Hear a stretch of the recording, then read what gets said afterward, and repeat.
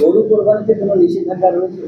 না, কোনো নিষেধাজ্ঞা নাই তো। গভর্নমেন্টের যে রুলস আছে সেই রুলস মেনে গরু কোরবানি হবে, কোনো অসুবিধা নেই। 14 বছরের নিচে যে গরু, সেটা তো বললাম, যেটা রুলস আছে গভর্নমেন্টের সেই রুলস মেনে হবে। গোটা রায়নগর বিধানসভা সবাইকে আমার তরফ থেকে এদের আন্তরিক শুভেচ্ছা। ঈদ নিয়ে জনগণকে কি বার্তা দেবে?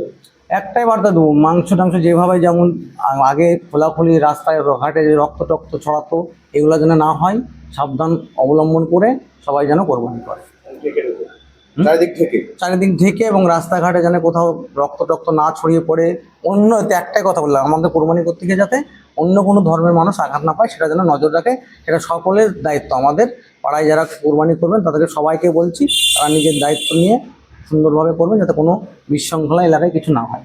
অবশ্যই বলবো তারা খুব সাবধানে আস্তে গাড়ি চালিয়ে যাবে, হেলমেট পরে যাবে এবং কেউ জোরে উত্তেজিত হয়ে গাড়ি চালাবে না, যেগুলো আগে বিগত দিনে দেখা গেছে। সেগুলো যদি করে তাহলে আমি প্রশাসনকে বলবো কড়া ব্যবস্থা নিতে। পুরো 294 সিটের মধ্যে দুখানা কংগ্রেসের বিধায়ক, যার মধ্যে সব থেকে বেস্ট প্রায়োরিটি আপনাকে দেওয়া হচ্ছে। একাধিক জায়গায় রাহুল গান্ধী ডেকে আপনার সঙ্গে বৈঠক করলো বিভিন্ন জায়গাতে, এবং যেটা দেখা গিয়েছে একদম যে ইতিহাস বলা যেতে পারে রাজনৈতিক ময়দানে, যে সরকার বিরোধী দলের কিন্তু আপনার সঙ্গে যে সরকারের যিনি মুখ্যমন্ত্রী তিনি দীর্ঘক্ষণ কথা বললেন। কি বলেছিল, বলা কি সম্ভব? কি বললো মানুষের জন্য ভালো করে কাজ করতে হবে, এটাই বললো।